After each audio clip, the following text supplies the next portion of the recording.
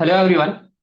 जैसा कि आप सबको पता है कि आज से हम क्लास 10+2 ये जो लेक्चर पोस्ट निकले हैं जेके पीएससी की तरफ से उसमें कॉमर्स की जो पोस्ट निकली है उसके लिए हम आज जो है ऑफिशियली बैच स्टार्ट कर रहे हैं। लास्ट टाइम मैंने सिलेबस को डिस्कस किया था और ये भी बताया था कि ईएसटी क्लास की तरफ से आपको किन किन टॉपिक्स पे लेक्चर्स आ जाएंगे।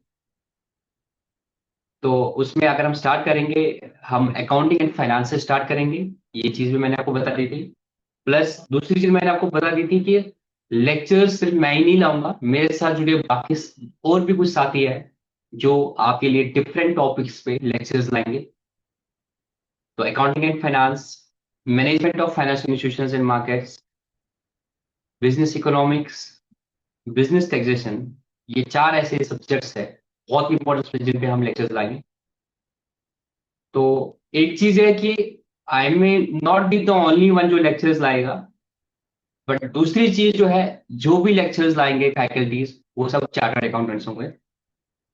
आप में से हो सकता है कि बहुत सारे साथी मुझे जानते हैं, जो नहीं जानते हैं, जो पहली बार देख रहे हैं, बिकॉज इट्स नॉट लाइक जो अभी बच्चे लाइव जुड़े हैं। वह जब हम इस वक्त आज 26 मई को ये लाइव सेशन ले रहे हैं तो बहुत सारे बच्चे होंगे जो इसको बाद में भी यूट्यूब पे देखेंगे। उनके लिए ये है कि हमारा जो ये प्लेटफॉर्म है ईएसटी क्लासेस, ये एक एजुकेशन प्लेटफॉर्म है जिसमें हमारा मोटू है कि हम क्वालिटी एजुकेशन को फ्री ऑफ कॉस्ट लोगों तक पहुंचा दें। तो पहली ही जो बात मुझे मैसेज करनी है कर रही है कि ये जो जितने भी लेक्चर्स हमारे एंड से आएंगे, जितने भी आएंगे, वो डोंट नो कि हम कितने हेल्प कर पाएंगे, बट हमारी कोशिश रहती है कि मैक्सिमम हेल्प कर पाए। तो एक चीज आपको ख्याल रखनी है कि यहाँ पे आपको कोई भी पैसा नहीं देना है। तो ये आपको पहली चीज जहन में रखनी, बिकॉज बच्चों का मैसेज आते रहते हैं, सर इस कोर्स की फीस कितनी है। तो आपके लिए प्लीज इस प्लेटफॉर्म से नॉट ओनली कि 10+2 लेक्चर पोस्ट, कोई भी सब्जेक्ट की क्लासेस अगर ईएसटी क्लास प्लेटफॉर्म से दी जा रही है तो वो फ्री ऑफ कॉस्ट है। तो आपको कोई भी पैसा नहीं देना है। अब आते हैं इस बैच को लेके, तो मैंने आपको बता दिया कि मेरी जो क्लास होंगे आई प्रेफर कि मैं वो लाइव में ले लूं बीच में, बट अगर मुझे कुछ लगेगा कि ये टॉपिक मैं अभी ऐसा लाइव हूँ, मुझे लगेगा जैसे मेरे वीकेंड्स ऑफ होते हैं और कुछ टॉपिक जैसे होंगे जिसमें लगेगा ठीक है लाइव की जरूरत नहीं है, और ये चीज के सिलेबस का कांस्टेंट भी है, सिलेबस बहुत ज्यादा है, टाइम कभी भी वो क्वेश्चन पेपर ले सकते हैं, तो उसके लिए मैं वीकेंड्स में हो सकता है कुछ लेक्चर्स अपलोड करूंगा, रिकॉर्ड करूंगा। बट वो ऐसे कोई टॉपिक नहीं होंगे जो मैं लाइव में भी ले रहा हूँ। अब बस एक क्लास उसकी लाइव ले ली, अगला सेशन उसका रिकॉर्डेड लेगा, ऐसा नहीं होगा। जो मेरा नॉर्मल टॉपिक चल रहा है वो लाइव ही रहेगा। कोई एक छोटा सा टॉपिक साइड से होगा जो लिंक नहीं होगा विद द टॉपिक जो हम लाइव में ले रहे हैं, तो उसको मैं रिकॉर्ड करके अपलोड करूंगा ताकि हमारा सिलेबस भी जो है टाइम से कवर हो जाए। फिलहाल के लिए हमने डिसाइड किया है कि आज से दैट्स 26 मई से हम ये क्लासेस स्टार्ट कर रहे हैं, और ये क्लासेस यूट्यूब पर होंगे, सॉरी जूम पे होंगे, और बाद में जब मुझे टाइम मिलेगा मैं इनको अपलोड करूंगा। तो कोशिश आप ये लोग कर देना, पॉसिबल 9:30 तक सब लोग फ्री होते हैं कि आप इसको लाइव ही ले लें, ताकि वो एक मोमेंटम सा बनता है आपके लिए भी और मेरे लिए भी। सैटरडे संडे हम क्लास नहीं लेंगे, संडे को मसरूफियात कुछ डिफरेंट होती है। संडे को छोड़ के बाकी हर दिन इंशाल्लाह क्लासेस होंगी। कभी अगर ऐसा लगा कि मुझे कोई ऑक्यूपेंसी आ गई ऑफिस में या पर्सनल रीजन से, तो मैं पहले ही कन्वे कर दूंगा कि आज क्लास नहीं होगी। अदरवाइज इंशाल्लाह कल से डेली 9:30 PM हमारे ये क्लासेस रहेंगे। तो अब और ज्यादा टाइम नहीं लेंगे, सॉरी मैंने आप लोगों के 5 मिनट ले लिए, बट ये इसलिए जरूरी था कि ये इंट्रोडक्शन फिर था ताकि क्लैरिटी रहे जो भी इस वीडियो को देखा कि इनमें वो क्या एक्सपेक्ट कर सकते हैं। तो आज हम विदाउट वेस्टिंग टाइम पहला टॉपिक स्टार्ट कर लेते हैं, एंड मैं सिलेबस से टॉपिक्स चूज करूंगा। तो अगर मैं अकाउंटिंग एंड फाइनेंस से स्टार्ट करूंगा, तो अकाउंटिंग एंड फाइनेंस में आपका पहला टॉपिक है अकाउंटिंग कंसेप्ट्स एंड कन्वेंशंस। इस टॉपिक के बारे में जो भी हमारे ग्रुप में, व्हाट्सएप ग्रुप में जुड़े हुए हैं, जो अभी तक भी नहीं जुड़े हैं, तो आप प्लीज ये नंबर नोट करो, 9354023188। आप इसमें मैसेज कर दीजिएगा, सर 10+2 कॉमर्स ग्रुप में ऐड कर दीजिएगा। बस इतना ही मैसेज कर देना, मैं आपको ऐड करूंगा इस ग्रुप में। मैं अदर देन जो मैं लाइव पढ़ाऊंगा उसके बाद भी अगर मुझे कुछ मटेरियल लगता है, कुछ वीडियो लगता है, वो शेयर करता हूँ और करता रहूंगा। अकाउंटिंग कंसेप्ट्स एंड कन्वेंशंस में मेरे 3 लेक्चर्स ऑलरेडी हमारे यूट्यूब चैनल पर है। आप अकाउंटिंग कंसेप्ट्स से लतीफ शेयर करो, सर्च कर लो, तो 11th में मैंने वो कराया है, बट वो डिटेल में और आपके लिए भी इक्वली एप्लीकेबल है। वो 3 लेक्चर्स है, lecture number 5, lecture number 6, lecture number 7, आपको पार्ट 1, पार्ट 2, पार्ट 3 देगा। तो ये मैंने ऑलरेडी परसों क्लास ये ग्रुप में डाल दिया था, ये आपको वहां से कवर हो जाएगा। आज हम जो स्टार्ट करने जा रहे हैं that is international accounting standards and Indian accounting standards. ये टॉपिक हम आज करेंगे। ये हो सकता है कि आज के लेक्चर में नहीं हो, इसके टॉपिक्स हो सकता है 3-4 लेक्चर्स में ये टॉपिक कवर हो जाए, बट आज हम ये स्टार्ट करने जा रहे हैं, ठीक है। मेरी कोशिश यही रहेगी, कोई भी टॉपिक यहाँ से उठाऊंगा उसको कंप्लीट करने की कोशिश करूंगा, इस तरीके से आपका हो जाएगा। और जब आप भी अपनी प्रिपरेशन कर रहे हैं, ये अकाउंटिंग एंड फाइनेंस है, कोई भी सब्जेक्ट आप इसमें से प्रिपेयर करो, तो आपकी कोशिश ये है कि अगर टॉपिक ऐसा कोई दिया है तो टॉपिक वाइज आप चलते रहे, कहीं से भी कोई भी टॉपिक उठा लीजिए और उसको कंप्लीट करने की कोशिश करिए, और आप देखोगे कि आपका सिलेबस ऑटोमेटिकली कंप्लीट हो जाएगा। बिफोर वी स्टार्ट, और जस्ट लाइक टू नो, आप में से किसी को कुछ ऐसा तो नहीं लग रहा है कि उसको कुछ बोलना है कि सर चुप कब करेंगे तो हम ये बात बता देंगे, अदरवाइज नहीं बताएंगे तो ये बात हमारे जहन में रहेगी और हम क्लास में फोकस नहीं कर पाएंगे। तो आप में से जितने भी बच्चे जुड़े हैं, अगर किसी को कुछ लग रहा है कि उन्होंने कुछ बोलना है, तो आप जल्दी से अनम्यूट करके बता दीजिएगा। क्योंकि ऐसा होता है कि अगर बैक ऑफ द माइंड कुछ भी आपको खटक रहा है, तो जब तक आप उसको बोलोगे नहीं तो आपका जहन नहीं चलेगा और आप फोकस नहीं कर पाओगे जो मैं पढ़ाने जा रहा हूँ। तो विदाउट वेस्टिंग टाइम, आप में से किसी भी साथी को अभी कुछ बताना है तो प्लीज आप जल्दी जल्दी बता दो। किसी को भी कोई डाउट है तो जल्दी बता दो प्लीज।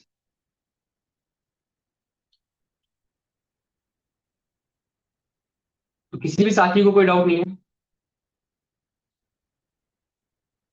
अनम्यूट कर लो। मैं चैट पढ़ने वाला नहीं हूं अभी।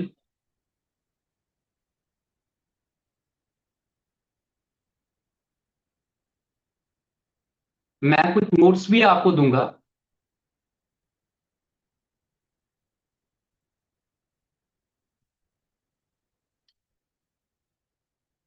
तो अगर किसी साथी को कुछ है तो वो बता दे।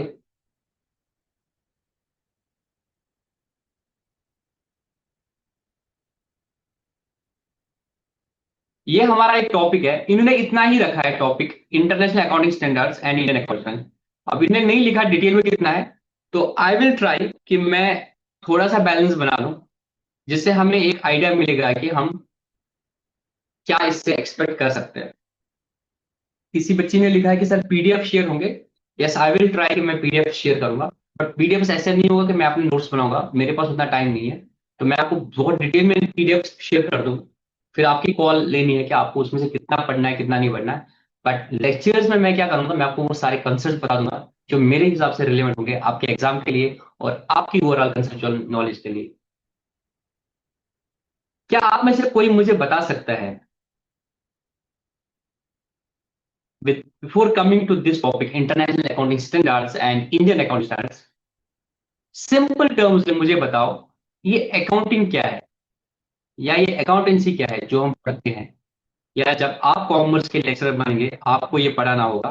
जस्ट टेल मी, कोई मुझे बता सकता है कि अकाउंटिंग क्या है, इसमें हम क्या करते हैं। लेमन लैंग्वेज में सिंपल वन लाइनर में आप बता दीजिएगा मुझे कि अकाउंटिंग में होता क्या है एज सच। कोई भी साथी स्पीक अप। मैं चाहता हूं कि ये जो क्लासेस हमारे रहेंगे, ये मोनोटोनस ना रहे, मोनोलॉग ना रहे कि मैं बोल रहा हूं आप लोग सुन रहे हो। आप लोग बोलना स्टार्ट करो। अगर ये कोई और कॉम्पिटिटिव एग्जाम होता है, जैसे कि आपको पता होगा कि हम जेकेएसएसबी के बाकी एग्जाम्स के लिए पढ़ाई पढ़ाते हैं, या कोई और कॉम्पिटिटिव एग्जाम होता, कोई और एकेडमिक्स की क्लास होती, 11th 12th की, सीए की, फॉर दैट मैटर ग्रेजुएशन की, पीजी की, तो मैं आपको बोलता अगर आप अनम्यूट नहीं कर रहे हो मुझे कोई दिक्कत नहीं। बिकॉज आपको एकेडमिक पॉइंट ऑफ से नॉलेज गेन करनी है, आप नहीं बोल रहे, कोई दिक्कत नहीं है। बट मैं अंडरस्टैंड द वेरी फैक्ट कि आप एक लेक्चरर पोस्ट के लिए प्रिपरेशन कर रहे हो। आपको कल जहां मैं आज खड़ा हूं, टेबल के इस तरफ मैं आज खड़ा हूं, मैं आपको लेक्चर दे रहा हूं, basically I am facilitating you right now. कल को आपने मेरी जगह आना है और बच्चों को पढ़ाना है, वही वही उसी एग्जाम के लिए आप प्रिपेयर करो, 10+2 के लेक्चरर। लेक्चरर का काम ये है, कल को वो हायर सेकेंडरी में जाएगा और वहां पे बच्चों को पढ़ाएगा। वो पढ़ाने के लिए बहुत जरूरी है कि आप में वो कॉन्फिडेंस आ जाए टू स्पीक। वो जो पब्लिक स्पीकिंग होती है कि डरना नहीं है, और उसके लिए ये प्लेटफॉर्म नहीं है, बट ये हेल्प करेगा आपको। अगर यहां पे आप हेजिटेट नहीं करोगे क्वेश्चन पूछने के लिए, अनम्यूट करोगे अपने आप को, क्वेश्चंस पूछोगे, डिस्कशन करोगे, जवाब दोगे, तो जब तक इंशाल्लाह हमारा ये बैच खत्म हो जाएगा, तब तक आप में वो कॉन्फिडेंस आएगा टू स्पीक। और वो बहुत जरूरी है, इसलिए कि आपने लेक्चरर के लिए चूज कर दिया। अगर किसी और कॉम्पिटिटिव एग्जाम में किसी और पोस्ट के लिए किया होता जहां पे आपको कल को बोलने की जरूरत नहीं है, मैं समझ सकता हूं, पर यहाँ पे आपको कल को बच्चों को पढ़ाना है, समझाना है। तो आई विश कि आप लोग प्रोएक्टिवली पार्टिसिपेट करो इस सेशन में। अकाउंटेंसी हम आप लोग मतलब the basic eligibility for this post is masters in the relevant subject. तो अगर मैं मानूंगा कि आप सब ने एम कॉम किया हुआ है, तो एम कॉम अगर किया 11th 12th ग्रेजुएशन के 3 साल, एम कॉम के 2 साल, 3 और 2 5, तो 7 साल में कंटिन्यूसली आपने अकाउंटेंसी पढ़ी है। मुझे लेमन लैंग्वेज में बताओ अकाउंटेंसी सब्जेक्ट होता क्या है? प्लीज प्लीज जल्दी बता दीजिए, अनम्यूट कर दीजिएगा डरने के बगैर। बस मुझे बताइए अकाउंटेंसी सब्जेक्ट होता क्या है?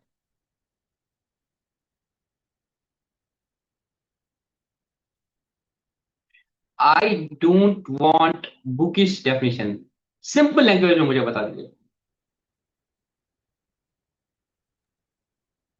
The record of financial transaction. ठीक है, और इससे कोई सिंपलीफाई कर सकता है कि अकाउंटिंग में हम क्या करें? Sir, accounting is in language. Accounting is a language. थोड़ा आप इसको और इलाबोरेट करेंगे? ये किसने दिया था जवाब? Sir, किस- me.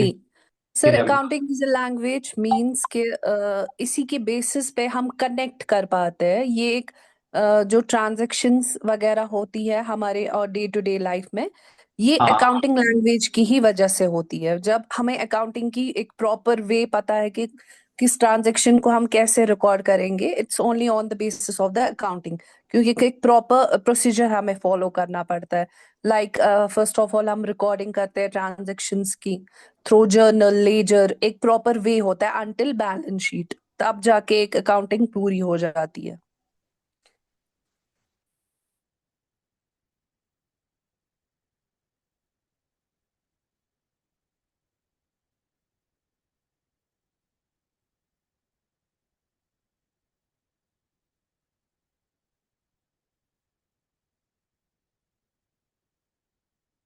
लैंग्वेज में क्या होता है दोस्त?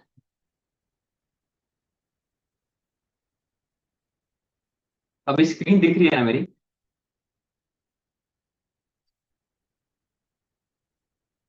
स्क्रीन मेरी दिख रही है ना सबको? Yes, hello. sir. हाँ, हमारी बहन ने ये बात बोली कि accounting is an language of, Umar भाई ने एक और ऐड कर दिया, language of the business.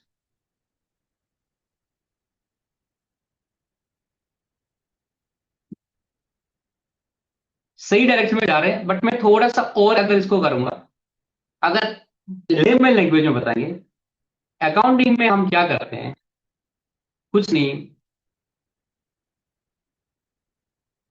Business का हिसाब करते हैं, यही करते हैं, कुछ और करते हैं।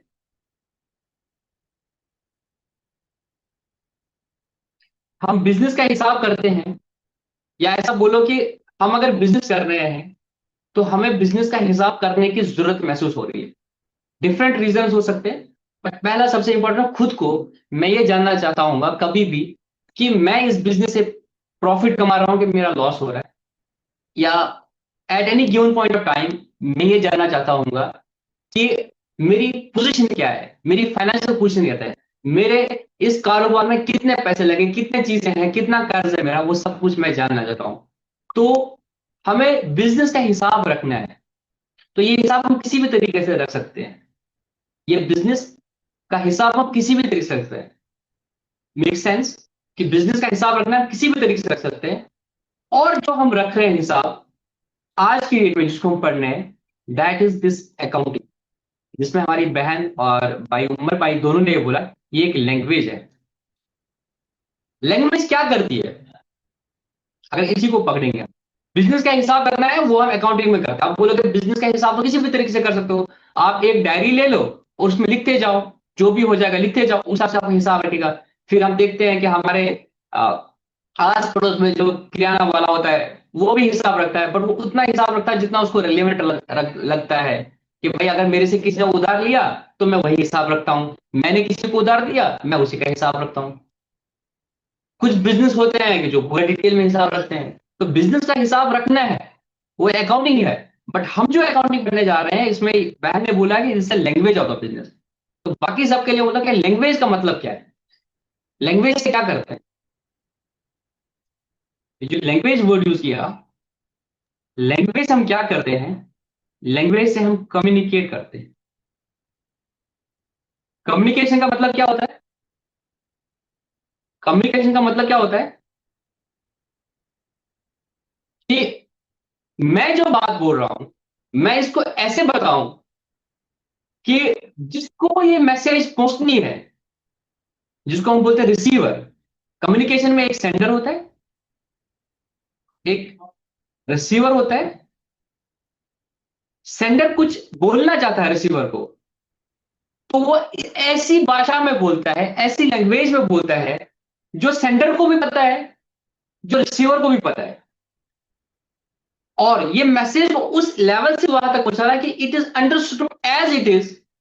अगर ये है तो हम बोलते हैं कम्युनिकेशन है, और जिस मीडियम से वो करते हैं उसको हम लैंग्वेज बोलते हैं। ये सिलेबस पढ़ाना है, ये सिलेबस पढ़ाना है, समझ लेना बात को, ये सिलेबस पढ़ाना है। तो मेरे दिमाग में वो नॉलेज है, जिस नॉलेज को मुझे आप लोगों तक ट्रांसफर करना है ताकि आप एग्जाम के लिए प्रिपेयर करो। इसके लिए हमें लैंग्वेज की जरूरत है। सही डायरेक्शन में जा रहे हैं? इसके लिए हमें लैंग्वेज की जरूरत है। तो हम किस लैंग्वेज, कौन सी लैंग्वेज यूज कर रहे हैं अभी, आप बता पाओगे? अभी इस क्लास के लिए हम कौन सी लैंग्वेज यूज कर रहे हैं? मैं बेसिकली अगर बताऊं तो मैं टिपिकली उर्दू हिंदी अभी यूज कर रहा हूं। क्यों मैं ये यूज कर रहा हूं? क्योंकि एक ऐसी लैंग्वेज है जो मुझे भी आती है, जो आपको भी आती है। अगर इस क्लास में अभी 23 बच्चे हैं, मेरे को लेके 23 है, तो टोटल 22 स्टूडेंट्स हैं, तो हम एक कॉमन लैंग्वेज यूज कर रहे हैं जो मुझे भी आती है, आपको भी आती है। अगर बोला जाता तो मैं शायद कश्मीरी यूज करता, या मज मजा का कशे पकड़ का। मैंने बोला कि मैं बीच बीच में कश्मीरी भी बात कर सकता था, या मैं पूरी लेक्चर कश्मीरी में यूज करता। But there is an apprehension, या जैसे मैं दे सकता हूं बच्चों के नाम, तो कुछ बच्चे हैं जो कश्मीर से बिलोंग नहीं करते, जो जम्मू से बिलोंग करते हैं और उनको कश्मीरी नहीं आए। अब अगर मैं उनके साथ डोगरी में बात करूंगा, देयर आर कश्मीरी स्टूडेंट्स जिनको समझ नहीं आएगी डोगरी। पहले मुझे नहीं आती डोगरी, थोड़ा थोड़ा आता है। I was in Jammu for 5 years। The point is कि मैं वो मीडियम चूज कर गया जो आपको भी आती है और मुझे भी आती है, ताकि जो मैसेज मुझे आपको देने वो कन्वे हो जाए, कि वो लैंग्वेज करते हैं। अब ये बच्चे हैरान हो जाएंगे, भाई अकाउंटेंसी कैसे लैंग्वेज है? तो लैंग्वेज में क्या होता है कि आप कुछ बोलो तो दूसरे वाले बंदे को समझ आएगा, और सेंडर और रिसीवर को दोनों को आपको समझ आ पाएगा। तो there is there language, that is through that language they are able to communicate. तो हमने बोला अकाउंटेंसी तो लैंग्वेज है बिजनेस की, it's a language of business. तो होगा क्या इसमें, वो जो बिजनेस का हिसाब है, it is communicated, it is communicated to home, उनको हम बोलते हैं यूजर्स, या हम उनको बोलते हैं स्टेक होल्डर्स।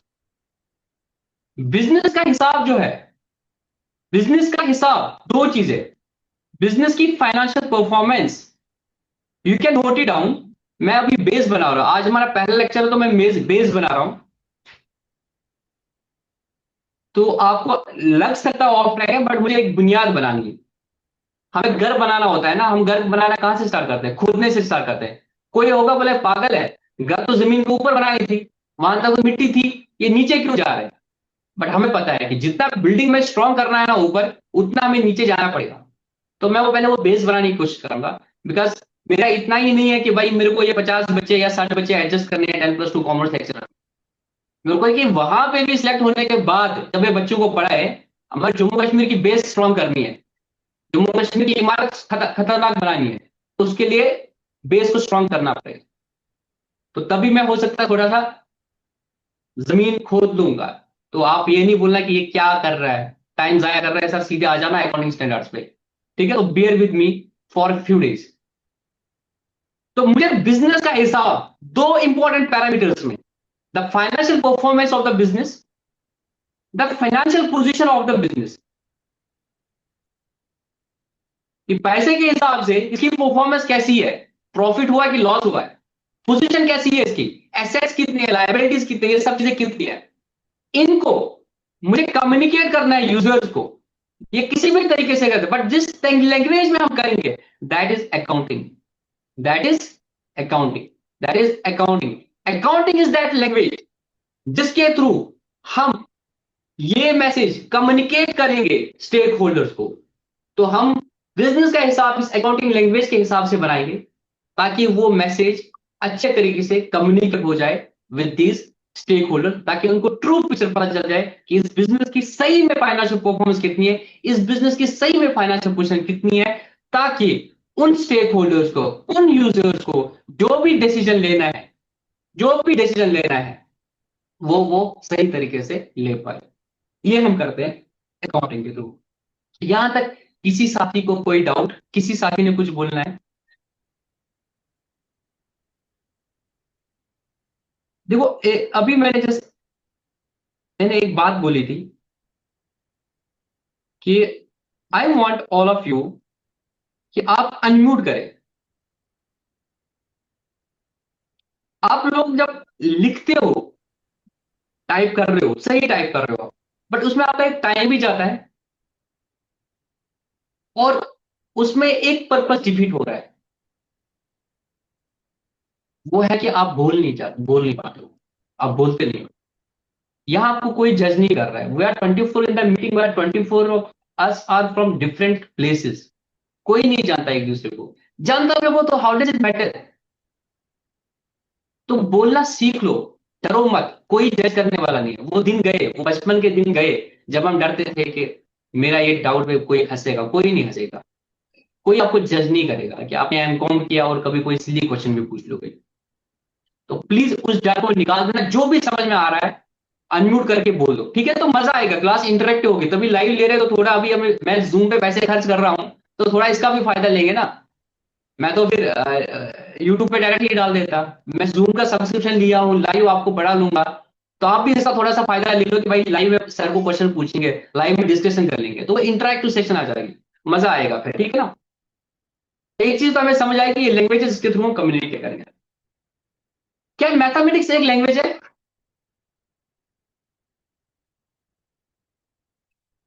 इंग्लिश एक लैंग्वेज है, उर्दू एक लैंग्वेज है, हिंदी एक लैंग्वेज है, डोगरी एक, क्या मैथमेटिक्स एक लैंग्वेज है? The answer is yes. अगर मैं बोलूंगा 2 + 2 = तो आप सब बोलोगे 4। क्यों? आपको पता है इसका मतलब क्या है? दिस इज अ साइन कि ऐड करना है, इज इक्वल कि ये और ऐड करेंगे तो क्या आएगा, 2 × 3 = ये सब करके 2/5 + 4 - 3 इंटू कुछ। तो आपको सब पता चलेगा कि ये सब बोल क्या रहे हैं करने के लिए। क्यों?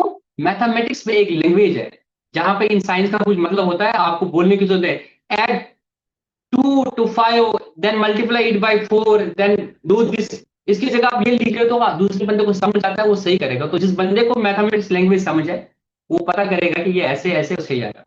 अब अकाउंटिंग कैसी लैंग्वेज है, अगर आप इसको, इस चीज को देखोगे, मैंने राइट दिस, क्योंकि आप अभी 11th के बच्चे नहीं हो, तो मैं एज्यूम करूंगा कि ये नहीं है। जब मैं ये लिखता हूं, bank account debit to sale account 10,00,000, इससे आपको क्या समझ आया? ये जो मैंने कर लिया, इससे आपको क्या समझ आया? जल्दी बताओ। अगर आप ये जर्नल एंट्री देखोगे तो आपको क्या समझ आएगा? जल्दी बताओ, जल्दी बताओ, इसमें ज्यादा टाइम नहीं लेना है। कोई भी साथी जो जल्दी जल्दी जवाब देगा, उसका नंबर मैं सेव करूंगा और उसको इनाम भी मिलेगा by the end of the session. चलो जल्दी बताओ इसका मतलब क्या आ गया? Bank account debit to sale account, इससे आप क्या समझ पाए? सेल सर हुई है हमने गुड्स, सेल की। सेल हुई है गुड्स की through the bank account, amount bank में आ गया है, आ ना कि गया है। कैश। क्या ये चीज साइंस के बच्चे को समझ आएगा? नहीं, क्यों?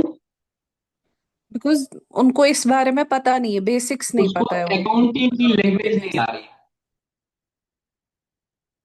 उनको अकाउंटिंग लैंग्वेज नहीं आ रही है। अब उसी पर आपने ही बोला था ना ये बात अकाउंटिंग लैंग्वेज है। जी जी। उसी डायरेक्शन में हम अब वही वर्ड यूज करेंगे। मैं जम्मू में था क्योंकि कुछ बच्चे जम्मू से भी है। दोनों तीन बच्चे बात हुई खबर क्या बेवकूफ सारा पारना तुमको एग्जिट कोई दिक्कत नहीं, लेकिन आप लोग बने रहना। हम स्लो जाएंगे कोई दिक्कत नहीं। ऐसा it took 6 months GK PSC to bring the syllabus, ठीक है? तो 4 महीने तो देखना है हमें। 4 महीने में अल्लाह के फजल से ऐसी नॉलेज आप लोगों को साथ शेयर करूंगा, ठीक है? कोई टीचर नहीं है यहाँ पे, आपका भाई है। किसी का छोटा भाई हो सकता हूँ, किसी का बड़ा भाई हो सकता हूँ। तो ऐसी थैंक यू नॉलेज सो दूंगा मच। उम्र पर याद रहेगी आपको। तो कभी मैं स्लो जाऊंगा कभी तेज जाएंगे उसमें टेंशन नहीं लेना, बने रहना बैच के साथ आखिरी दिन तक। मैं जम्मू में था हॉस्टल में। तो मेरा जो हॉस्टल मेट था, रूममेट जो था, सुबह सुबह उसको फूड पॉइजनिंग होती, खतरनाक बीमार हो गया और मैंने उसको हॉस्पिटल ले लिया जीएमसी जम्मू। तो इतनी देर में उसका एक रिलेटिव आया और तो रिलेटिव ने उसे पूछा कि क्या खाया था। तो ही टोल्ड आलू पट्टे खाए थे। बोला मैं भी तब नया नया जम्मू में आया था, तो उसने बोला कि मैंने आलू पट्टे खाए थे। मैं बोल रहा था यार क्या गाली दे रहा है, क्या बोल रहा है। तो आई ट्राई टू रिकॉल था हमारी सब्जी क्या थी, क्योंकि मुझे नहीं पता है पट्टे क्या होता है। हम तो बोलते हैं उल्लू के पट्टे ये सब कुछ। तो then I realized कि डोगरी में पट्टे बैंगन को कहते थे, आलू बैंगन खाए थे। तो कहने का मतलब वही है कि मुझे उनकी लैंग्वेज समझ नहीं पता थी कि उनकी लैंग्वेज में बैंगन को पट्टे बोलते हैं, तो मैं उसको कुछ और समझूंगा वो कुछ और समझते हैं। तो अगर वो डोगरी लैंग्वेज मुझे आती तो मैं समझ जाता कि भाई वो क्या बोल रहा है। सिमिलरली मुझे ये bank account debit to sales आपको समझ आएगा, मुझे भी समझ आएगा, बिकॉज हम दोनों को अकाउंटिंग लैंग्वेज पता है। जिसको ये लैंग्वेज पता नहीं है उसको समझ नहीं आएगा। Now I will make like this.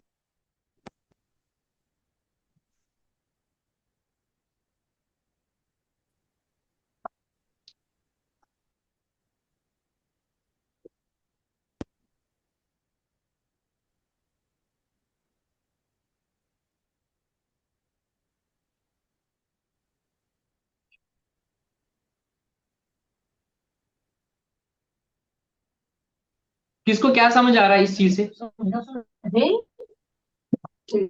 जल्दी जल्दी जल्दी जल्दी। कोई अनम्यूट करो और मुझे बताओ क्या समझ आ रहा है। This is balance sheet. ठीक है, समझ क्या आ रहा है? सर ये दिखा रहा है कि मतलब एसेट्स कितने हैं और लाइबिलिटीज कितने हैं at the end of the, usually क्या एट समझ द आ रहा है इससे? हमें क्या समझ आ रहा है अगर मैं रिवाइज फाइनेंशियल कर दूं? पोजीशन। ये जो ये बिजनेस है मेसर्स एबीसी, इसमें मालिकों का पैसा 2 लाख लगा हुआ है हम्म। और लोन जिसने 1 लाख दिया है। तो इस टोटल में जो बिजनेस में पैसा लगा है वो 3 लाख लगा है, जिसमें से 2 लाख मालिक का है और 1 लाख बैंक से लोन लिया है। और ये 3 लाख कहां पर है? 2.5 लाख के फिक्स्ड एसेट है और 50,000 के करंट एसेट। ये समझ आ रहा है? अगेन वही बात, क्या ये बात science, humanities, non medical background के सब बच्चों को समझ आएगा? नहीं। ये उन्हीं बच्चों को समझ आएगा जिनको अकाउंटिंग की नॉलेज लैंग्वेज आती है। तो अभी तक हम ये समझ आए। मैं देखो अगर 11वीं की क्लास होती मैं 11वीं के हिसाब से पढ़ा लेता, 12वीं की होती, सीए की होती, बट यहाँ पे वो चीजें नहीं है। तो मैं अपने जो मुझे बेस्ट लग रहा है, it may not be the best, but जो मुझे बेस्ट लग रहा है तो मैं उन एरियाज को कवर करने की कोशिश करूंगा। But yes there is still room for improvement. हो सकता है कि मैं बहुत सारी चीजें छोड़ पाऊंगा, छूट जाएंगे मेरे से। तो जहां पे भी आपको लगा कि और क्लैरिटी की जरूरत है तो आप टोक सकते हो मुझे कि सर ये थोड़ा दोबारा समझा दिए, इस एंगल से भी समझा दीजिएगा। मैं बस बेस बनाने की कोशिश कर रहा हूं, जिसमें मैंने आपको एक चीज आज थोड़ी समझा दी कि अकाउंटिंग जो है ना एक लैंग्वेज है जिसके थ्रू हम बिजनेस की फाइनेंशियल परफॉर्मेंस और बिजनेस की फाइनेंशियल पोजीशन जो है ये कन्वे करते हैं to the users of this financial information. अब हो क्या रहा है, जिस तरह से ह्यूमैनिटी ने इवॉल्व कर लिया, not the Darwin's theory of the evolution, but जहनी अर्तिका जिस तरह से इंसानियत की हो गई, इंसान की हो गई, फ्रॉम दैट वेरी फैक्ट जो हम हिस्ट्री से पढ़ते हैं कि इंसान ने पहले ऐसे कुछ भी खा रहा था एंड देन फिर व्हील का इन्वेंशन हो गया, देन टूल्स बना दिए उन्होंने, फिर स्किल सेट डेवलप कर दिए, कोई कारपेंटर बन गया, कोई बार्बर बन गया, कोई ये बन गया, इस तरह से इवॉल्व हो गए। फिर हम देखते हैं एक एक स्किल किस तरह से इवॉल्व हो गए। आज से 5 साल 10 साल पहले जो बार्बर्स का कंसेप्ट था, आज डिफरेंट डिफरेंट वो चेंज हो गया फैशन इंडस्ट्री में। आप देखो आज से 3,000 साल 5,000 साल तक हमारी हिस्ट्री अभी पाई जाती है, जो जिसको हम बोलते हैं जो एविडेंशियल एस्टैब्लिश्ड हिस्ट्री है, कितना तरह के इवॉल्व हो गए। इसी तरीके से जब पहले ये था कि बार्टर सिस्टम था, मेरे घर में एक चीज उगी थी, दूसरे के घर में दूसरी चीज उगी थी, वो मुझे वो चीज देता था, गेहूं देता था, मैं उसके चावल देता था, इस तरीके से चलता था। बट फिर जब सरप्लस आ गया, कॉन्सेप्ट ऑफ सरप्लस, तो लोग हो गए कि अब बिजनेस करने लगे, फिर करेंसी का वजूद आ गया, फिर इस सबको रिकॉर्ड करने की जरूरत पड़ गई, और then the concept of the book keeping आ गया, एंड देन उसको और मॉडिफाई करके इवॉल्व करके कि इस हिसाब को हम किस तरह से बेटर वे पे रख पाएंगे, ये अकाउंटेंसी जो है वजूद में आ गई, जो हमारे पास आज की डेट में मौजूद है। और ये जो अकाउंटिंग प्रोसेस है जो आज की डेट में हमारे पास मौजूद है, अभी ये लैंग्वेज है, इसमें हम क्या करते हैं, मैं बहुत सारी चीजें स्किप कर रहा हूँ, I am again telling this very important fact, वो आप खुद भी पढ़े होंगे, पढ़ सकते हैं, मैं इंपॉर्टेंट चीजों को फोकस कर रहा हूँ क्योंकि मुझे डायरेक्टली टॉपिक्स पे आना है। तो उसमें हमने पढ़ा था कि जो भी अकाउंटिंग होती है, इसमें हम क्या करते हैं, हमें इस बिजनेस का हिसाब रखना है, इस तरीके से रखना है कि we can communicate a message to the stakeholders. तो इस प्रोसेस में जो है, accounting is an art of recording, classifying, summarising, वो सब चीज जो है, interpreting and communicating the message to the users of the financial formula. उसमें हम सबसे पहले क्या करते हैं, रिकॉर्ड करते हैं, हम रिकॉर्ड करते हैं। और रिकॉर्ड के लिए जो हमारे पास बेस्ट मैकेनिज्म है, उसको हम बोलते हैं, क्या बोलते हैं उसको, जर्नलाइजिंग। हम जर्नलाइज करते हैं, इसको रिकॉर्ड करते हैं। और रिकॉर्ड तो किसी भी तरीके से करते हैं, हमारे पड़ोस का अंकल जो है दुकानदार, वो भी रिकॉर्ड करता है, डायरी पे लिख लेता है एवन्यू वाजुल होता है, इसने उधार इतना लिया। बट हम जो अकाउंटिंग में रिकॉर्ड करेंगे, हम in the form of a journal entry करेंगे, जिसमें हमने ये पढ़ा है, duality concept for every transaction there will be two aspects of a transaction, debit and credit, that you know. नहीं पता होगा सबको, एमकॉम किए होंगे, इसके लिए 11th के लेक्चर्स ऑलरेडी चैनल पर है, जो मैंने पहले ही ग्रुप में शेयर किए थे।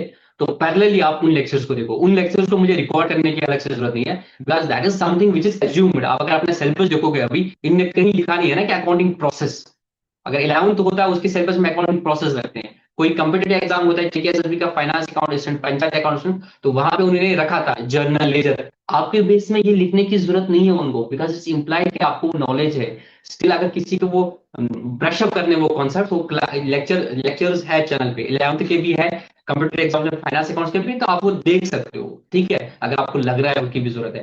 तो जर्नल है, जर्नल में हम क्या करते हैं, हम ट्रांजेक्शन को देखते हैं, उसको हम देखते हैं, उसमें कुछ अकाउंट डेबिट होंगे, कुछ क्रेडिट होंगे, फिर वो रूल्स होते हैं, fundamental rules, 3 golden fundamental rules, real accounts के लिए, पर्सनल अकाउंट्स के लिए, नॉमिनल के, मॉडर्न अप्रोच के हिसाब से हम क्लासिफाई करते हैं कि एसेट होगा, लाइबिलिटी होगा, कैपिटल होगा, रेवेन्यू होगा, एक्सपेंडिचर होगा। फिर हम बोलते हैं कि कैपिटल और लाइबिलिटी और रेवेन्यू जो होगा, वो बढ़ने से, इंक्रीज से क्रेडिट होते हैं, घटने से डेबिट होते हैं, एंड एसेट्स का उल्टा, डेबिट होगा अगर बढ़ रहा है एंड देन क्रेडिट होगा, वो सब आपको पता है। तो जर्नल करते हैं, उसमें जर्नलाइज करते हैं रिकॉर्डिंग में। उसके बाद क्या आता है, रिकॉर्डिंग के बाद क्या करते हैं, क्लासिफाई करते हैं, और वो हम किस में करते हैं, लेजर। भाई आज दिन में जितनी भी ट्रांजेक्शन होगी, आप उसको रिकॉर्ड करोगे जर्नल में। उसके बाद आप क्या बोलोगे, अच्छा सेल की एंट्रीज है, वो सेल्स लेजर में जाएगी, परचेज की एंट्री जो परचेज लेजर में जाएगी, डेटर की एंट्री डेटर लेजर में जाएगी, क्रेडिटर की एंट्री क्रेडिटर के खाते में जाएगी, रेंट का खर्चा, रेंट की डिटेल जो है जर्नल से उठ के रेंट की लेजर में जाएगी, सैलरी का सैलरी के लेजर में। तो ये क्लासिफाइड, हम जैसे हम घर में कोई चीजें लाती है, फिर मम्मी क्या करती है, एग्स जो है एग्स ट्रे में रखती है, सब्जी जो है सब्जी वाले बस दूध जो है वहां पर रखते हैं, आइसक्रीम जो है फ्रीजर में रखते हैं, बर्तन लाते हैं, प्लेट्स एक शेल्फ में, गिलास दूसरे शेल्फ में। तो हमारी मम्मा भी क्या करती है कि मसाला डब बिगेस्ट मच, तो वो भी क्या करते हैं, क्लासिफाई करते हैं। पहले तो सारी चीजें लाते हैं, जब डिपार्टमेंटल स्टोर में जाते हैं, और उसके बाद क्या करते हैं, क्लासीफाई करते हैं कि जो चीज जहां पे जानी है उसको वहां ही जाते हैं। अकाउंटिंग में भी अब कुछ ऐसा करते हैं, इन सब जनरल ट्रांजेक्शन को पहले एक जगह रिकॉर्ड करते हैं, ट्रांजेक्शन को एक ही जगह रिकॉर्ड करते हैं, और उसके बाद क्या करते हैं, उनको क्लासीफाई करते हैं, एंड देन फिर एट द पीरियड एंड उसको क्या करते हैं, समराइज करते हैं। और समराइज हम कहाँ करते हैं, जल्दी बताओ, समराइज हम कहाँ कहाँ करते हैं? तो इतनी मैंने थोड़ा मिली और खुश होगा सुन। Profit and loss account. No, Trial balance. Trial balance. तो तुम बच्चन पास ये जो बकवास कर रहा है, उन्होंने एग्जिट कर लिया, ठीक है ना, कोई दिक्कत नहीं है। आपको भी नहीं लग रहा है कि बकवास कर रहा है ये, पता नहीं कहाँ कौन सी चीजें पढ़ा रहा है हमें। ठीक है, उमर भाई ने बोला, उमर आप ये अनम्यूट करके क्यों नहीं बोल रहे हो?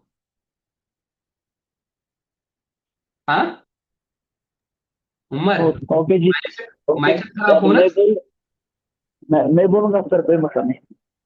असल हाँ में यहाँ फैन की वजह, असल में फैन चल रहा है, फैन की वजह से थोड़ा डिस्टर्ब होगा क्लास प्लीज में। करो, आपकी आपकी आवाज एकदम क्लियर आ रही है भाई। ठीक है, तो ओके समराइज सर। हम करते हैं ट्रायल बैलेंस में। तो हम क्या करते हैं, हर लेजर का देखते हैं कि इसका क्या बैलेंस है अल्टीमेटली। रेंट है तो टोटल डेबिट बैलेंस है इसका, कैपिटल है क्रेडिट बैलेंस, वो समरी में लाते हैं कि किसका क्या बैलेंस है, किसका क्रेडिट बैलेंस है। उसके बाद हम क्या करते हैं, ट्रायल बैलेंस के बाद Profit and loss. Profit हम and loss. Financial financial performance check करने के लिए प्रॉफिट एंड लॉस अकाउंट बनाते हैं, जी। और फाइनेंशियल पोजीशन निकालने के लिए इसकी। Balance sheet. उसके बाद और भी करते हैं, उसको बोलते हैं इंटरप्रेट, कम्युनी एनालाइज एंड कम्युनिकेट। आपके सिलेबस में ये सब चीजें थोड़ी थोड़ी करके है, इंटरप्रेट करना है, इससे आपको क्या समझ आएगा। तो आपके सिलेबस में एक टॉपिक है रेशियो एनालिसिस, है ना, हम्म। वो भी हमें करना है, इंटरप्रेट करके रेशियोज करके फिर उसके एनालिसिस करना है, and then communicate to the users of the financial statement, जो हम पढ़ते हैं कि internal users, actually basic theory जो आप बाद में पढ़ सकते हो, इंटरनल यूजर है एक्सटर्नल यूजर्स है, कि उनके साथ ये मैसेज कम्युनिकेट करता है कि बिजनेस में अभी जो है एबिटा कम हो गया है ना, नेट प्रॉफिट रेशियो कम हो गई है, क्यों कम हो गई है, फिर आप उसमें एनालिसिस पार्ट में उधर जाके फिर डिटेल में कर लेते हो, वो हम डिटेल में जाएंगे। This is basic how accounting is. ठीक बात, लेट तो नहीं हो गया? No sir. मैंने नो 40 मिनट की सर। क्लास बोली थी, 40 मिनट हो गए, तो आई गेस किसी को इश्यू नहीं होगा, किसी को नींद तो नहीं आ रहा है ना अभी? Not at all. तो we can stretch 10-15 minutes more ना, आज बेसिस क्लास थी तो आज माहौल बनाना जरूरी था, क्योंकि मैं टॉपिक जो बोला उस पर तो आ जाऊंगा जरूर, ऐसा नहीं कि उसको उधर ही सस्पेंस में रखूंगा। एंड एक और चीज याद रख लेना, आप सुलह जुड़े हो तो आप कहीं नहीं जाओगे, आप इतना तो मुझे पता है, बट एक बात जस्ट बताता हूँ, आप में से कोई सीरीज देखता है नेटफ्लिक्स, अमेजॉन प्राइम में कहीं पे भी सीरीज देखता है, देखी होगी कभी, या कोई बड़ी मूवी होगी, 2 घंटे की भी मूवी होगी, अगर मूवी 2 घंटे की है ना, तो आपको पहले 10-15 मिनट जो है ना, कुछ समझ ही नहीं आता है, कभी एक सीन आता है, कभी दूसरा सीन आता है। कोई सीरीज होगी तो उसमें एक दो एपिसोड ना आपको समझ नहीं आता, यार अभी कुछ था अभी कुछ था, बट जब तीसरा चौथा एपिसोड आता है ना, तो you are able to connect the dots, अच्छा यार वो सीन इसलिए लाया था, ये इसलिए लाया था, तो आप जब फैमिलियर होते तो आपका इंटरेस्ट बढ़ जाता है, और स्टेज ऐसा आता है फिर बोलते हैं यार मैं आज ही सारे सीरीज देख लूंगा, खत्म करूंगा, ऐसा होता है। मूवी में भी पहले 15-20 मिनट तो कैरेक्टर्स को समझने में टाइम लगता है, सीरीज में भी ऐसा होता है, एक दो यस एपिसोड सर। ना बोरिंग से लगते हैं, बट अगर आपने वो 2 एपिसोड देख लिए, किसी सीरियल के 2-3 एपिसोड देख लिए, फिर ऐसा मजा आता है, फिर हर सैटरडे बंदा वेट करता है कि यार उस सीरियल का आज ये एपिसोड आएगा, होता है नहीं होता है? यही चीज क्लासेस में भी होता है, बट प्रॉब्लम क्या होती है, वो 8 बच्चों को लगा कि यार इस बकवास पढ़ा तो वो कर दिया एग्जिट, वो आगे का जो मजा है ना वो मिस कर देंगे वो चीज। तो आपको हो सकता है कि किसी को हो सकता है अभी से इंटरेस्ट आने लगा, यस कुछ डिफरेंस आज डिफरेंट तरीके से अकाउंटिंग, किसी को लगेगा नहीं नहीं यार उसको वो डॉट्स को कनेक्ट करने में थोड़ा टाइम लगेगा, बट बिलीव मी, वंस आप उन डॉट्स को कनेक्ट करने की कोशिश करोगे, समझ आएगा आपको, तो फिर आपको बहुत ही अलग तरीके से मजा आएगा क्लास में, क्योंकि इस लाइक मैं अभी डायरेक्टर हूं, मुझे पता है मुझे को कहाँ पे पहुंचाना है, तो मैं डिफरेंट तरीके से वहां तक आपको पहुंचा दूंगा। जिसको एक बोरिंग लगे वो बोलेगा यार सीरीज में तो मजा ही नहीं है, छोड़ दो कोई और सीरीज देख लूंगा। ठीक है, बट आई होप कि you will love this series, at the end of this series आज क्या मजा आया पढ़ने में, याद रखोगे। ठीक है, तो मैं क्या बोल रहा था, अब हम वापस आ जाते हैं। अब जब हम देखते हैं कि ये चीज तो हमें समझ आएगा कि यार बिजनेस है, इसका हिसाब रखेंगे, द बेस्ट वे इज जो प्रूवन ट्रैक होगा रखने का, उस हिसाब से ऐसा होगा। अब बिजनेस करते हो, जैसे कुछ बच्चे मेरे पास आते हैं कि सर हम बिजनेस करेंगे, ये सर जॉब तो लग रहा है, जॉब नहीं बिजनेस करेंगे। पता है मैं क्या सजेशन देता हूँ सबसे पहले बच्चों को, कि अगर आपको बिजनेस करना है ना, कोई भी बिजनेस, क्यों बिजनेस के कारण, सर मैं सोचता हूँ रेडीमेड रेडीमेड गारमेंट का स्टोर खोलूंगा अपने यहाँ। मैं पता है क्या सजेशन देता हूँ, मतलब मैं नहीं बोलता मत करो रेडीमेड, कोई स्कोप नहीं है। मैं बोलता हूँ एक काम करो, किसी बिजनेस में जाओ जिनके पास रेडीमेड गारमेंट का शोरूम है, वहां सेल्समैन की नौकरी करो। लिटरली मैं ऐसा बोलता हूँ बच्चों को। मुझे मैं ऑनेस्टली बोलता हूँ कि अगर आपको रेडीमेड गारमेंट्स का स्टोर अपने इलाके में खोलना है, पहले जो एक अच्छी शोरूम होगी रेडीमेड गारमेंट्स की, वहां पे सेल्समैन रहो। सेल्समैन रह के क्या करो, समझ लो वहां का प्रोसेस, कि वो कहां से खरीद रहा है माल, लुधियाना से खरीद रहा है, सूरत से खरीद रहा है, साड़ियां वहां से खरीद रहा है, ये चीजें वहां से खरीद रहा है, उसका सप्लाई चेन समझ लो, बेचता कैसे है, अपने डेक्टर्स को, जो इनके कस्टमर्स है उनके साथ कैसे नेगोशिएट कर लेता है, उनसे रिकवरी कैसे करता है, क्रेडिटर्स की पेमेंट कैसे करता है, फाइनेंसिंग कैसे करता है। उस बिजनेस में नॉट ओनली ये समझ के सेल्समैन चूज करो, ये सर सोच तो 10,000 पे, अरे वो 10,000 नहीं दे रहा है, he is giving you an entry into his business. फिर आप तक है कि आपका दिमाग कैसा है उधर समझने का, पूरा उसका बिजनेस प्रोसेस समझ लो ना। बिकॉज उस बंदे ने अगर वो बिजनेस सेटअप किया है, वो बहुत सारी गलतियां जो उसने की होगी, उसके बाद वो सेट प्रोसीजर्स एसओपी उसने बना दिए होंगे, जिसकी वजह से वो प्रॉफिट कमा रहा है। खुद से डायरेक्टली बिजनेस करोगे, वो सब गलतियां तुम करोगे, और उस गलती में हो सकता है कि तुम टिक नहीं पाओगे, आपका लॉस हो जाएगा, आप खड़े नहीं हो पाओगे। लोग इसलिए बिजनेस में फेल होते हैं। तो मैं ये सजेशन देता हूं कि आप पहले सेल्समैन रहो, वहां पे सीख लो, बिकॉज उस बिजनेस के वेल एस्टेब्लिश्ड एसओपीज बने हुए होते हैं, वो गलतियां फिर आप नहीं करोगे। तो अकाउंटेंसी में भी जो है, अगर आप बिजनेस का हिसाब रखेंगे, तो वो वैसे हिसाब रखेंगे ना जो बहुत टाइम से बनता और इवॉल्व होके आ रहा है, तो वो ये अकाउंटिंग का सिस्टम। खुद से हिसाब करोगे, पता चलेगा बाद में अटक जाओगे, कुछ गलत करोगे। तो अकाउंटिंग भी आहिस्ता आहिस्ता डेवलप होती है। अब आते हैं फॉर्म्स ऑफ बिजनेस में। जब फॉर्म्स ऑफ बिजनेस में आते हैं, तो ओनरशिप पॉइंट ऑफ व्यू से क्या होता है, एक बंदा होगा, अकेला मालिक होगा बिजनेस का, उसको क्या बोलते हैं, सोल Sole proprietor, proprietorship, दो बंदे हो सकता है मिलेंगे, क्या होगा, partnership, partnership, partnership, very good. और तीसरा form of business, company, joint stock company. Joint stock company या कंपनी मैनेजर, सही बोला आपने। अब हम प्रैक्टिकली देखेंगे, हम जहां पे रहते हैं, अगर हम देखेंगे, अगर मैंने एक दुकान खोल दी, अभी हमें नीड ऑफ फाइनेंशियल स्टेटमेंट में आ रहा हूं, बिफोर कमिंग टू फॉर इंडेज, नीड ऑफ फाइनेंशियल स्टेटमेंट पे आ जाता हूं।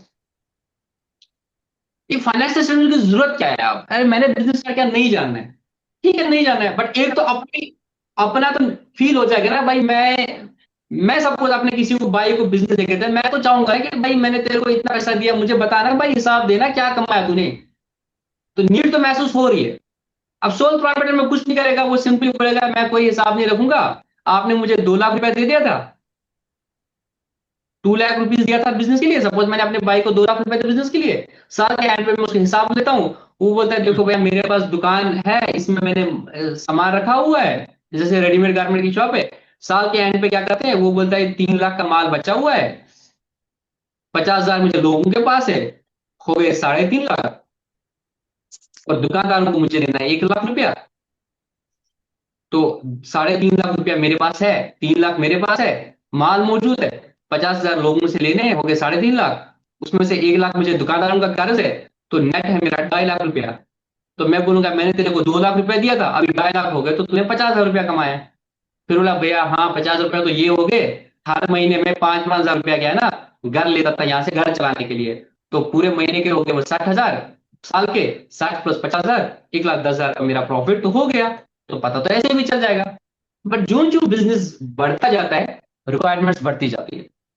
अगर हम कंट्री की बात करेंगे, तो इसमें अगर आप देखोगे, अगर एक सोल प्रोप्राइटर हो, तो उसमें आ जाएंगे क्या उसको नीड है, अकाउंटिंग बिजनेस का एक तो अपनी नीड है ही कि भाई मेरे को जानना है कि मेरा प्रॉफिट हो रहा है लॉस हो रहा है, कोई होता है कुछ खुदा हिसाब कि उसका अपना बिलीफ है, मैं उस पर नहीं जा रहा हूं।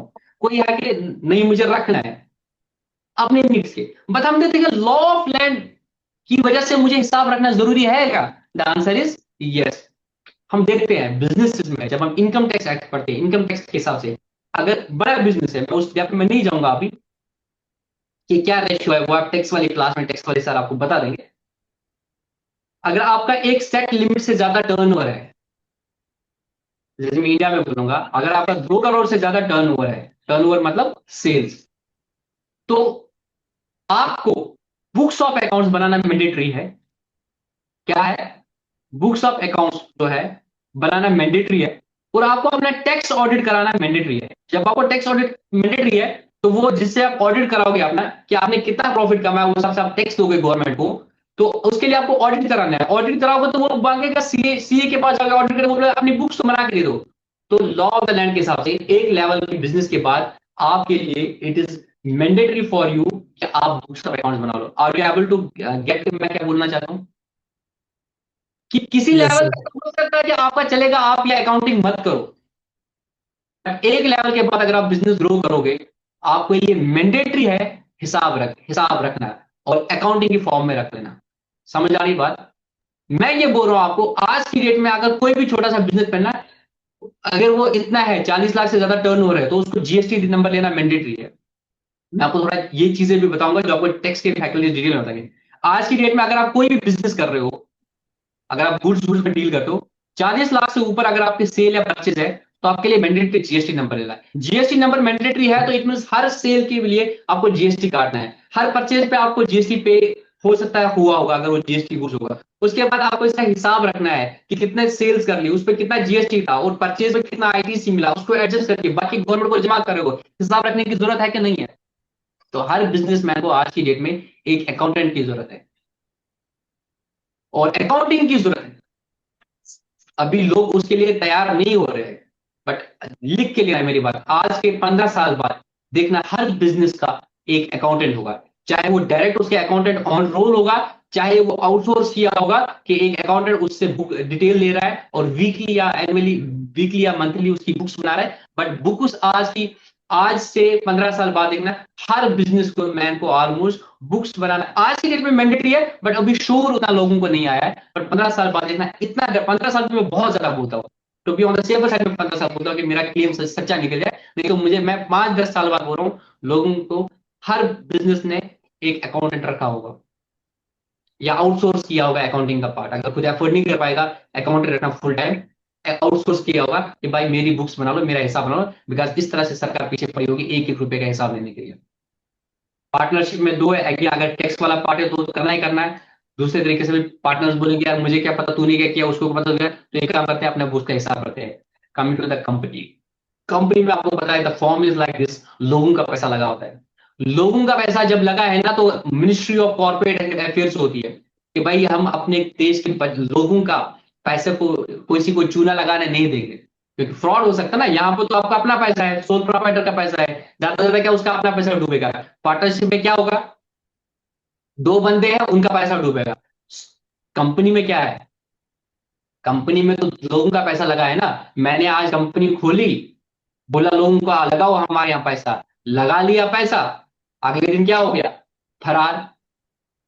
लक्ष्मी चिट फंड सुना होगा, कश्मीर में भी अभी वो एक दो स्कैम निकले थे, हर जगह ये स्कैम निकलते हैं, लोग उठ के भाग जाते हैं।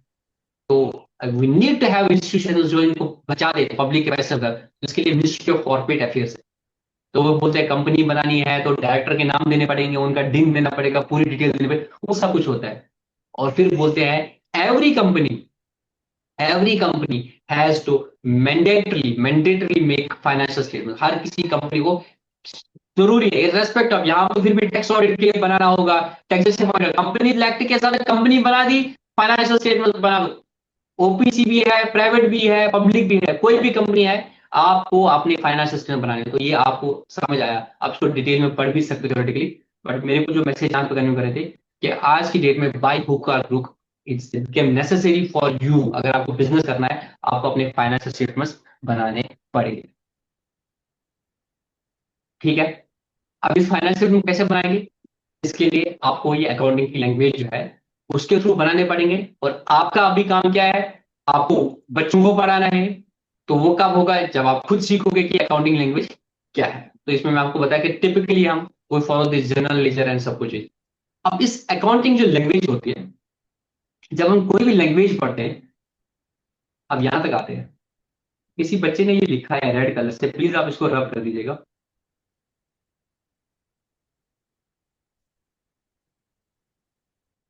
ठीक है, चलो मैंने खुद ही कर लिया। यदि शबीर आप इसको बंद करो ना प्लीज।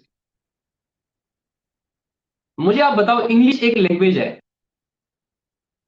अगर आपको इंग्लिश की लैंग्वेज सीखनी है, वो दो चीजें बता मुझे जो बहुत जरूरी है। अगर आपको वो दो चीजें आएगी बहुत अच्छे तरीके से, तो उतनी आपकी लैंग्वेज स्ट्रांग हो जाएगी। चाहे इंग्लिश है, उर्दू है, कश्मीरी है, जो भी है। किसी भी लैंग्वेज को सीखने के लिए आपको दो चीजें बहुत जरूरी होती है। आई एम सॉरी कि आज की क्लास लंबी जा रही है, मुझे अभी कहीं जाना भी है। बट मुझे अभी मजा आ रहा है पढ़ाने में, और मुझे अभी वो बेस बनाना है, तो मैं अधूरा नहीं छोड़ना चाह रहा हूँ। तो आप में से अगर किसी को नींद आएगी तो आप एग्जिट कर देना। ये वीडियो जब यूट्यूब पे आएगी तब देख लेना। फिर एक होता है वोकैबुलरी, दूसरा होता है grammar. Do you agree with me or not? जल्दी बताओ, do you agree with me or not? Yes, sir. है ना? Yes, sir. जितना आपको इंग्लिश की वोकैबुलरी अच्छी होगी, वर्ड्स ज्यादा पता है। हम पढ़ते थे वो इंग्लिश की book, words power made easy करके। क्यों पढ़ते थे वो बुक? कि भाई जितनी वोकैबुलरी अच्छी होगी, उतने आप वर्ड बोलोगे तो आप लोग दूसरों को लगे यार इसको इंग्लिश आती है। या वही हम फंसते कहाँ है, हिंदी हम फ्लैंट ही बोलते हैं। जब इंग्लिश बोलते हैं ऐसा ना, अच्छा ये क्या शिवान इंग्लिश पे, वो वोकैबुलरी वो वर्ड्स नहीं आ पाते। तो जितनी आपके वर्ड्स पे ग्रिप होगी, उतना आपको लैंग्वेज। हम हिंदी इतना फ्लुएंटली बोलते हैं, कश्मीरी इतना फ्लुएंटली बोलते हैं, बिकॉज कश्मीरी हमारी मदर टंग है। हमें सब वर्ड्स को पता है कि उसको क्या बोलते हैं कश्मीरी में, तो we are able to speak Kashmiri ना बेटर वे। इसी तरह से इंग्लिश अगर अच्छी सीखनी हो तो हमें इंग्लिश की वोकैबुलरी। दूसरा क्या है, ग्रामर। कि भाई किस वर्ड को कब बोलना है, बीच में क्या चीजें लगानी है, तो वो ग्रामर भी बहुत इंपॉर्टेंट है। अगर आप देखोगे कि वर्ड पता है, सब वर्ड्स क्या होता है, बट पता नहीं है कि पहले दिस बोलना है, इज बोलना है, एब बोलना है, book, this is a book. ये चार वर्ड्स पता है। बुक इज दिस है क्या है, वो कब पता चलेगा, आपको ग्रामर पता है, सब पहले ये लगेगा फिर ये लगेगा। सिमिलरली जब हमने ये बोला है अकाउंटेंसी अगर लैंग्वेज है, तो वही चीजें दो चीजें understand do two things in this. ये दो चीज पे जितनी कमांड आपकी होगी, उतना आपका अकाउंटिंग लैंग्वेज अच्छी होगी। जिस तरह से मैंने इंग्लिश में बोला, इंग्लिश में अगर आपको अच्छे से इंग्लिश सीखनी है, accent is all together different thing, accent doesn't matter that much. Vocabulary and grammar, that are two important things to understand any language. Similarly accounting की एक लैंग्वेज है, हमें अकाउंटिंग में भी ये दो चीजें सीखनी पड़ेगी। One is the vocabulary of accounting, another is the grammar of the language. Can you tell me what is vocabulary of accounting? Words, basically, बहुत simply words. Accounting की जो terminology है, इसको बोलते हैं accounting की terminology. जब मैंने क्लास स्टार्ट की थी, I use this word debit, I use this word credit, assets, liabilities, capital, loan, revenue, bad debts. ये सब चीजें क्या है, जो टर्म्स हम अकाउंटिंग में यूज करें, ये इसकी वोकैबुलरी है। जितनी आपको ये डिफरेंट टर्म्स पता होंगे, उतना आपको क्या पता होगा, आपको ये समझ आएगा डेबिट का मतलब क्या है, क्रेडिट का मतलब क्या है, रेंट आउटस्टैंडिंग का मतलब क्या है, वेज पेएबल का मतलब क्या है, फ्रेट इनवर्स का मतलब क्या है। You got my point? ये सब वोकैबुलरी है।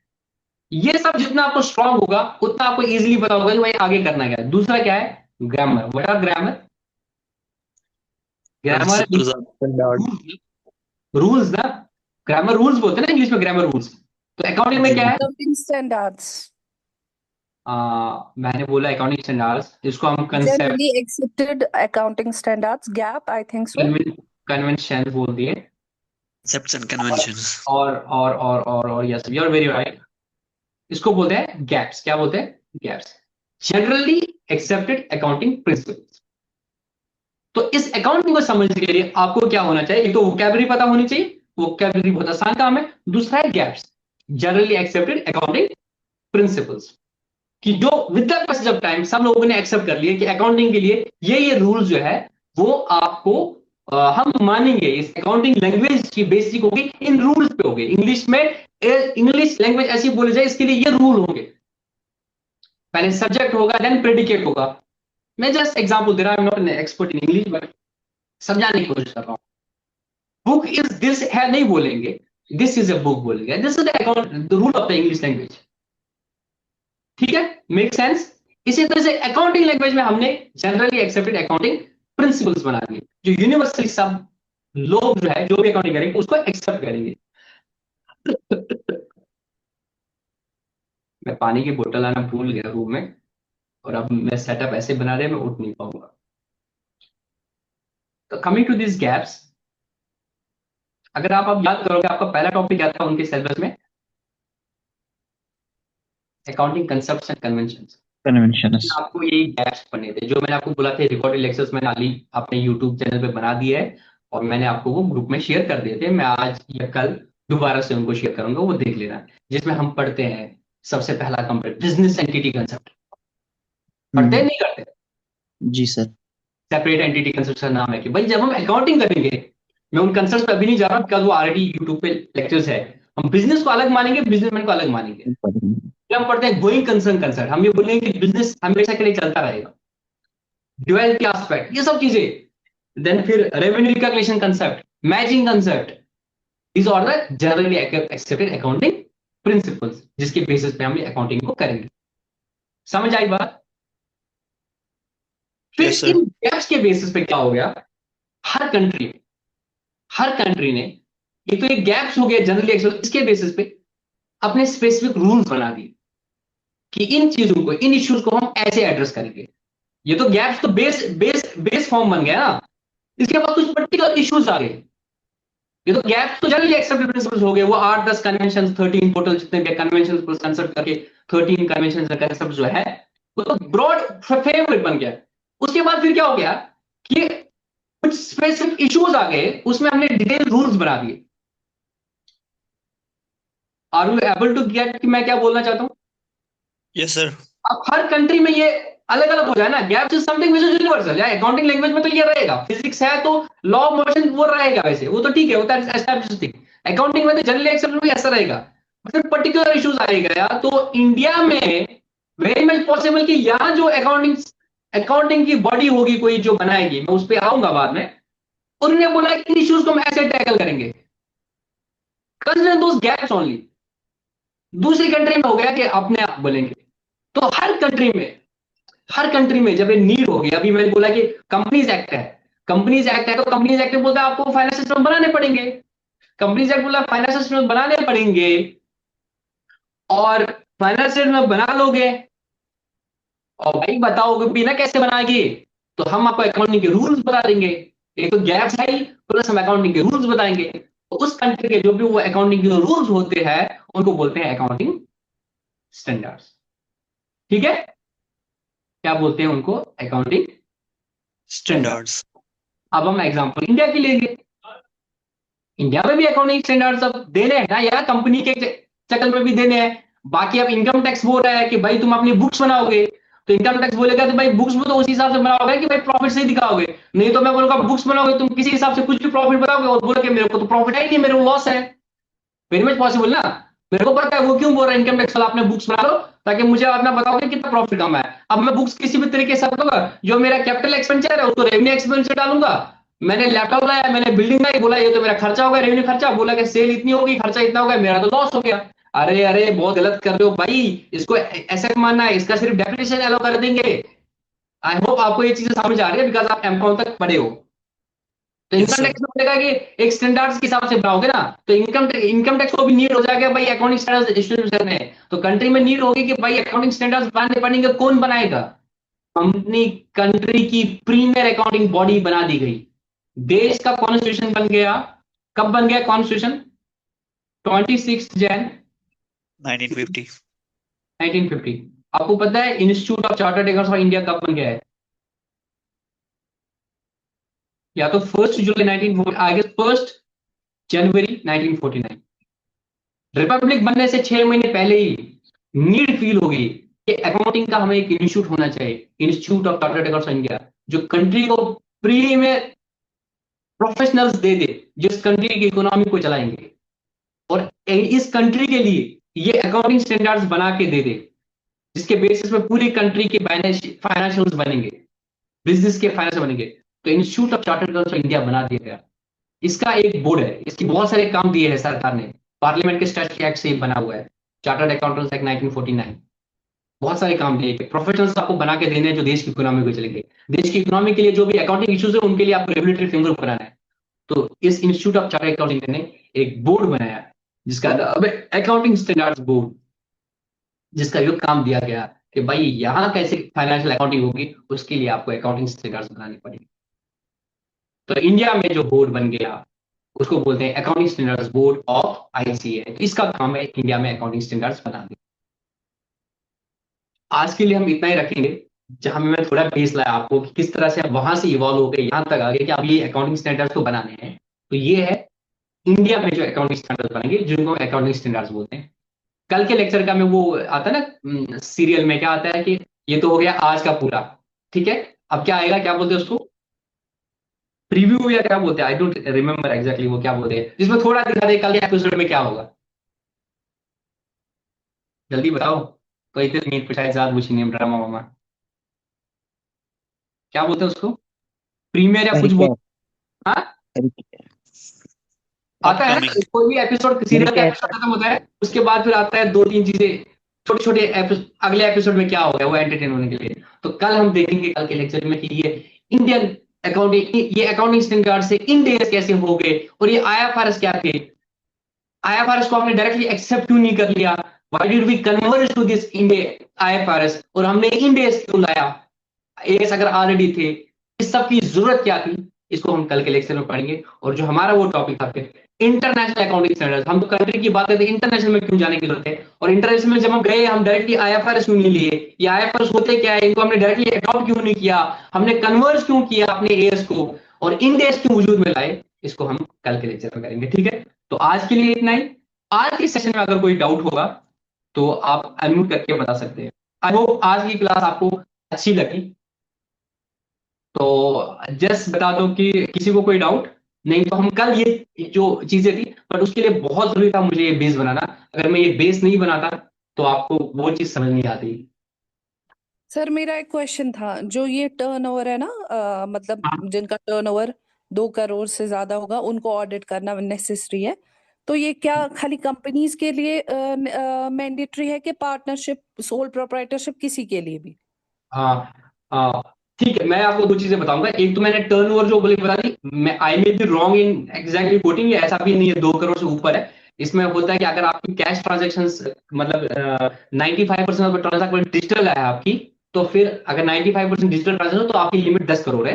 वो एग्जैक्टली लिमिट जो है वो आपको पता चलेगा टैक्स क्लास में। बट जहां तक ये बात है कि ये irrespective of company, irrespective of partnership, irrespective of sole proprietor, is like जो भी बिजनेस, जिस भी बिजनेस का टर्नओवर इतना है उसको मैंडेटरी है टैक्स ऑडिट करना इनकम टैक्स के पॉइंट ऑफ व्यू से, ठीक है। तो tax audit is governed bye income tax act. Income tax act में ये कोई बाइफरकेशन नहीं है कि आपका सोल प्रोप्राइटर है, पार्टनरशिप है या कंपनी है, उसमें मैंडेटरली आपको जो है आपको टर्नओवर के बेसिस पे आपको टैक्स ऑडिट कराना ही कराना है, ठीक है।